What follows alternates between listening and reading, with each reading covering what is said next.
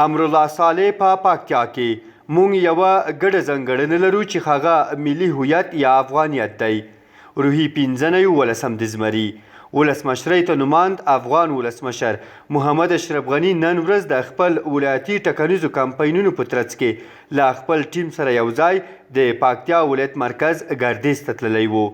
له نوموړي سره په دې سفر کې د دولت جوړونکو ټیم لومړی مرستیال امرالله صالح، دویم مرستیال سرور دانش او یو شمېر نور د دولت جوړونکو ټیم لوړپوړي غړي او چارواکي هم تللي وو. د دغه ټیم لومړي مرستیال امرالله صالح هم پکتیاوالو ته وینا وکړه او خوښي وښودله چې د لومړي ځل لپاره یو افغان سیاستوال پرته د ژبني، قومي، سیمه ییزو او مذهبي کرښو له شماله د هیواد سویل ته راځي او له خپلو ولسونو سره ګوري. صالح چې په روانه پښتو ژبه یې خبرې کولې وویل چې د کاغذ له مخې په دې پار نه غږیږي چې بیا به خلک وایي په تقلبي ډول یې په پښتو ژبه خبرې وکړې او د کاغذ له مخې وینا مصنوعي ورته ښکاري. امرالله صالح پکتیاوالو ته په وینا کې دا هم وویل چې موږ او تاسې یو ستر مشارکت او ګډه ځانګړنه لرو چې هغه د افغانانو ملي هویت یا افغانیت دی. صالح وویل چې زموږ پر دغه ملي هویت څو ځلې بریدونه شوي خو دښمن پکې پاتې او شرمېدلی دی. نوموړي ویلي چې له ولسمشر غني غوښتي چې د ټاکنیزو کمپاینونو په ترڅ کې باید ورته زمینه برابره شي ترڅو په پښتو ژبو ولایتونو کې په پښتو ژبه وینا وکړي او دغه هیله یې نن ورځ تر یو بریده پوره شوه. دا د افغانستان لومړی ځل ده په 300 کالو کې دا لومړی ځل ده چې یو سیاستوال چې له شماله څخه دي فرصت برابر کیږي چې په پکتیا وغږیږي او خپل د زړه درد تاسو سره شریک کړي.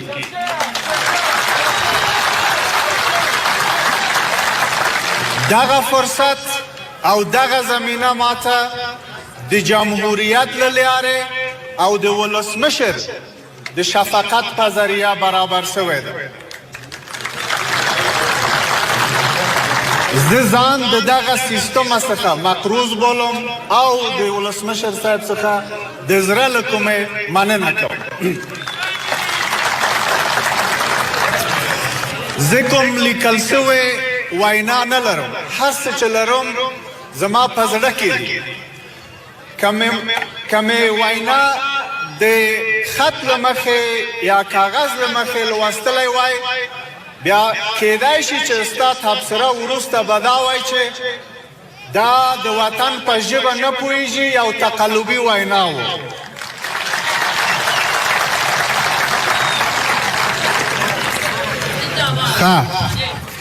د کلونه راهیسې زما په زړه کې یو هیله و چې موږ هغه سیستم جوړ کړو چې افغان ته اجازه ورکړي چې لرې او پرته له قومي کرښې، ژبني کرښې، سیمه ییزه کرښې وکولی سي چې د افغانستان هر ګوټ ځان ورسوي او دوی ته ووایي چې موږ یو ستر، ډېر ستر غټ مشترکات لرو چې هغه افغانیت ده.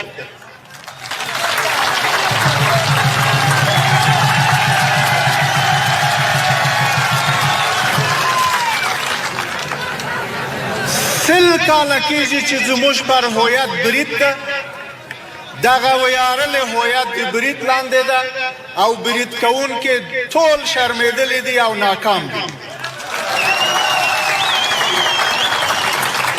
ما پرون رئیس صاحب جمهور ته وویل چې رئیس صاحب کله چې ته ځې پروان ته، پنجشیر ته یا تخار ته ما ته د وینا وخت مه ورکوه، خو هغه زما د زړه هیلې چې زه لرم چې باید په پښتو ژبې ولایتونو کې ما ته وخت ورکړ سي چې وغږېږم هغه پوره کړه.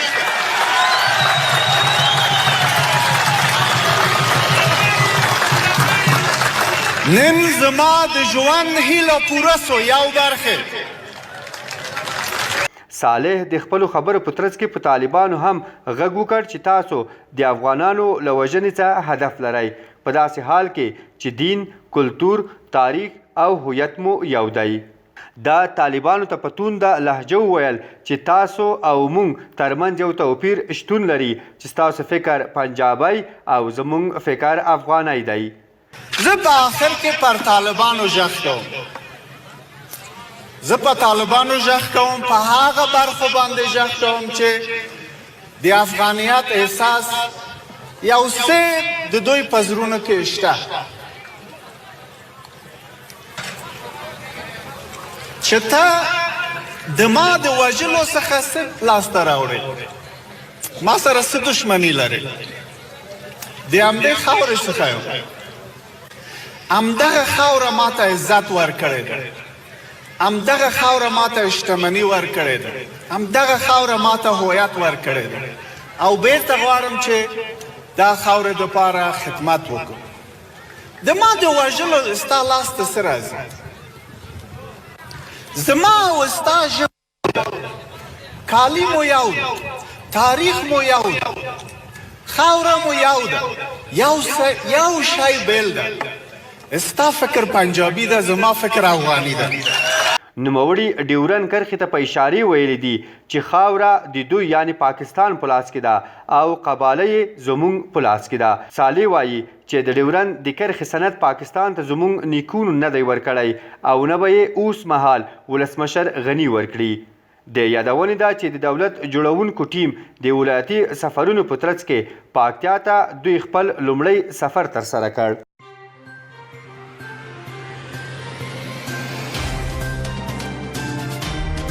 د افغانستان نړۍ او سیمې د مهمو خبرونو، پیښو او جریانونو په اړه د تازه، پر وخت او دقیقو خبرونو لپاره د روحي ویبپاڼې د یوټیوب چینل لایک او سبسکرایب کړئ ترڅو زموږ نوي او تازه ویډیوګانې پر وخت درته ورسیږي.